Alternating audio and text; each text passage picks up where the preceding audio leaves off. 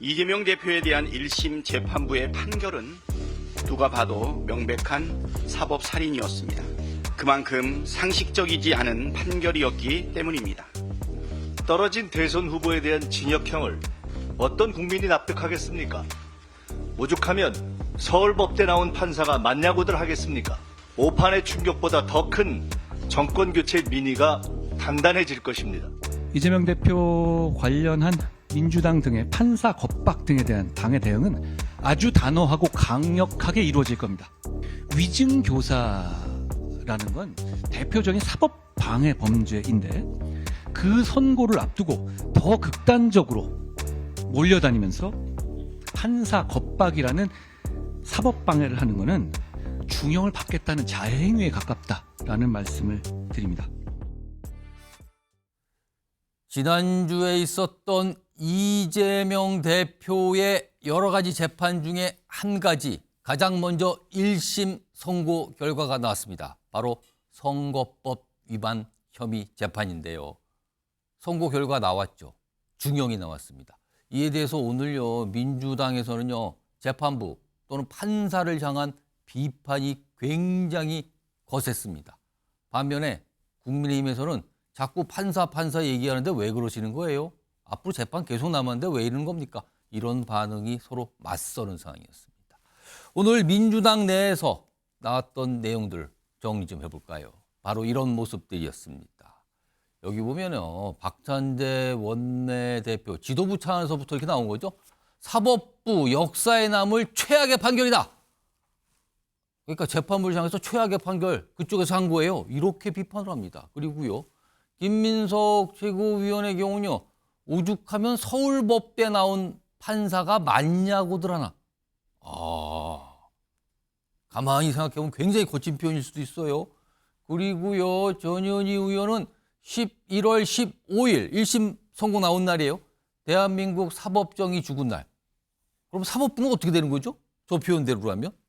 그리고요, 또 있습니다. 김병주 의원. 이재명 1심 판결 명백한 사법살인이다.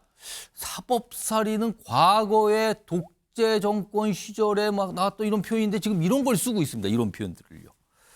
자, 이와 관련해서요, 여야 각 진영에 속하는 정치인들이 얘기를 좀 내놓은 게 있습니다. 들어보시죠. 이재명 대표가 사실은 골프를 치지 않았다는 발언을 한 것이 아니라 사진이 조작됐다는 그런 발언을 했던 것인데 굳이 그 안에 들어있는 의미를 캐내가지고 이것은 거짓말에 해당한다라는 식으로 해석을 한 것 있지 않습니까? 피고인에 대한 그 안 좋은 감정을 갖지 않는 한 그렇게 판단하기는 어렵다는 생각이 들어서 전략의 수정은 필요가 없는 게 1심에서 했던 그 변론 방향이나 변론 내용에 전혀 문제가 없다고 저는 판단을 하고 있습니다. 예상보다 높게 나온 건 저는 여러 가지 이유가 있겠지만 가장 큰 건 이재명 대표가 자초한 거라고 생각합니다. 판사가 헌법에 법률과 양심에 따라 판결한다 돼 있잖아요. 법률은 법률을 보는 거고 양심은 그 피고인의 태도를 보는 거예요. 근데 그렇게 봤을 때는 이재명 대표의 태도는 정말 불손하죠. 그 다음날 장애 집회 나와서 죽지 않는다. 네. 정치 판결이다. 사법부에 미친 예. 판결이다. 이런 식으로 나오면 어떻게 양형에 이게 반영이 되겠습니까? 자, 1심 선고 판결은 나왔고 이미 지나갔습니다. 그런데 이걸 놓고서 지금 정치권에서 굉장히 많은 말들이 나오는 거죠. 지난주에 있었던 11월 15일에 있었던 이재명 대표 1심 선거법 위반 혐의 1심 재판에 사실은 고 김문기 처장 아느냐 마느냐 이게 핵심 쟁점이었는데 그 판결문에는 뭐 김문기 전 처장의 이름이 거의 수십 번이 나온다. 이런 얘기까지 뒤늦게 이제 판결문 분석에서 알려지고 있는 상황인데, 자, 송영훈 국민의힘 대변인. 지금 앞서서 민주당에서 지금 재판부를 향한 굉장한 비판, 어떻게 보면 비난에 가까운 얘기들이 많았어요. 그리고 특히나 방금 영상에서 확인해봤지만 재판부가 이재명 대표에게 안 좋은 감정을 갖고 있다. 또는 지금 민주당 일각에선 판사가 유죄를 이미 예단하고 뭔가 한 거 아니냐. 이런 추측까지 든다. 이런 말까지 나오고 있거든요. 민주당에서 왜 이러는 겁니까 지금? 일단 저분들이 친명이 아닌가 싶습니다. 이재명 대표에게 전혀 도움이 안 되는 이야기잖아요. 지금 저런 얘기가요? 그렇죠. 25일에 당장 위증교사 선고를 앞두고 있고 선거법 사건 항소 안 할 겁니까? 항소심, 상고심 갈 거죠. 그렇죠. 또 앞으로 대장동, 백현동, 성남동, 성남FC, 위례신도시, 불법 대북 송금까지 재판 줄줄이 남아 있습니다. 지금 4개의 재판이 그동안 동시에 진행됐어요, 지금요. 그렇습니다. 그리고 또 경기도 법인카드 기소되면 또 재판 받을 거 아닙니까? 이렇게 줄줄이 재판을 받아야 될 상황에서 판사 개인에 대해서 신상을 공격하고 좌표를 찍는 듯한 발언을 공당의 최고위원이 한다? 이것이 이재명 대표에게 어떤 도움이 될까요? 그래서 저분들이 사실은 겉으로 친명을 표방하고 있지만 실제로는 이재명 대표가 빨리 처벌받고 내려오기를 바라는 것이 아닌가 저는 그런 생각마저 듭니다. 그리고 제가 좀 덧붙여서 꼭 말씀드리고 싶은 것이 뭐 사법 살인 운운하는 발언을 지금 민주당에서 하는데요. 적어도 이 재판과 관련해서만큼은 뭐 죽지 않는다, 죽인다, 살인이다 이런 얘기를 하면 안 됩니다. 왜 그렇습니까? 이재명 대표의 그 일련의 범죄 혐의들은요. 관련해서 정말로 유명을 달리하신 분들이 있어요. 2021년 12월 10일에 극단적 선택을 한 성남도시개발공사 본부장이었던 유한기 전 본부장. 2021년 12월 21일에 돌아가신 김문기 성남도시개발공사 개발 1처장. 지금 고 김문기 처장 관련해서 이번에 재판에서 맞습니다. 그분을 아느냐 모르나 이게 쟁점이 됐던 거죠. 맞습니다. 바로 돌아가신 분과 관련해서 있었던 재판이고 그다음에 또 어떻습니까? 불법 대북 송금 관련해서는 경기도 비서실장이 극단적 선택을 하면서 이제 다 내려놓으십시오. 정치 그만하라는 취지로 유서까지 남기지 않았습니까? 그분이 바로 쌍방울 그 김성태 회장 모친상 관련해서 서로 양쪽 모친상 때 교차해서 조문할 때 그 비서실장으로서 장본인이었습니다. 이렇게 관련해서 돌아가신 분들이 많이 계신데 누구를 죽이네 마네 뭐 죽였네 죽지 않네 이런 얘기를 하면 되겠습니까? 정말 민주당이 공당으로서의 최소한의 이성을 되찾아야 된다 그런 말씀을 드립니다. 자, 이동학전 민주당 최고위원 나와 계신데요. 지금 저 송영훈 대변인, 대변인도 맡고 계시면 이제 법조인이시거든요. 지금 앞으로 이 선거법 위반 관련해서는 2심도 남았고 대법원까지도 가야 되고 그리고 다른 재판도 계속 진행 중이고 곧 선고도 있는 재판이 있는데 이렇게 판사에 대해서 압박하고 비판을 하는 게 이게 도움이 되느냐 이런 지적을 하셨어요. 어떻게 쓰셨습니까? 길게 보면 도움이 안 되겠죠. 그런데 지금 선고가 나지 얼마 안 했고 그다음에 지금 이 양형이라고 하는 게 굉장히 세게 나왔습니다. 그러니까 예측했던 것보다 심지어 여당의 국회의원들이 예측했던 것보다도 훨씬 더 크게 나왔단 말입니다. 징역형이 나와버렸잖아요. 그러니까 이러한 측면에서는 당연히 야당으로서는 이 부분에 대한 어떤 이 부당함을 호소를 해야 되는 것이고 부당함의 호소 정도입니까? 아니면 지금 막 분노 표시를 하는 겁니까? 지금? 분노를 표시하는 거죠. 그렇지만 어쨌든 시간이 지금 지나면 이 분노가 좀 차분한 이 가운데서 대응책을 좀 모색할 가능성이 훨씬 더 높고요. 초반이기 때문에 이렇게 대응을 할 수밖에 없는 상황인데 법리적으로도 잘못된 게 워낙 많았잖아요. 그러니까 허위사실공표라고 하는 것은 기본적으로 선출직에게 굉장히 중요하게 주어지는 잣대들인데 이게 당선 목적이 있고 낙선 목적이 있습니다. 이 두 가지 다 해당이 안 되는 건들입니다. 그러다 보니까 헌재에서도 이 공직선거법 같은 경우에는 후보자의 행위를 중점적으로 본단 말입니다. 그런데 이 건은 후보자의 행위도 아니고 제3자, 국토부라고 하는 건이 그것을 강하게 해석을 하게 되면서 여기에 이제 껴맞춰진 거란 말입니다. 그러니까 법리적으로도 사실은 반박할 것이 너무나 많은 이런 건이었기 때문에 저희는 2심에서 차분하게 좀 대처를 해나간다고 한다면 저는 이건 완전히 뒤집힐 수도 있는 건이다 이렇게 봅니다. 자, 그러니까 재판이 나온 직후 지난 금요일 그리고 주말 그리고 오늘까지 민주당에 있는 정치인들의 모습은 약간 뭐랄까요? 순화돼서 표현하면 약간 격앙된 상태. 조금 거친 표현을 쓰면 굉장히 지금 화를 내고 있는 상태. 뭐 이런 모습이었거든요. 근데 지금 이동학 전 최고위원도 좀 시간이 지나면 조금 차분히 가라앉으면서 이제 법적으로 따지면서 대응을 할 거다. 이런 전망까지 내주셨는데요. 자, 그런데요. 많은 분들이 1심 재판 결과를 본 뒤에 아니 이거 2년 넘게 걸렸군요. 그러면은 2심 대법원은 언제 나오는 겁니까? 이것도 몇 년 가는 겁니까? 다음 대선 다 끝난 다음에 나오는 겁니까? 이런 질문도 참 많이 하십니다. 그런데요. 최근에 법원 행정처가 각급 법원에 어떤 공문을 보냈습니다. 이걸 지켜주세요라는 거죠. 화면 보겠습니다. 바로 이겁니다. 최근에 법원 행정처가 각급 법원에 공문을 발송했는데 이 내용이에요. 선거사범재판. 그러니까 선거법 위반 혐의 재판인 거예요. 지금 이재명 대표가 이 재판 1심을 지난주에 받았거든요. 선고가. 이런 재판은 1심은 6개월에 끝내고요.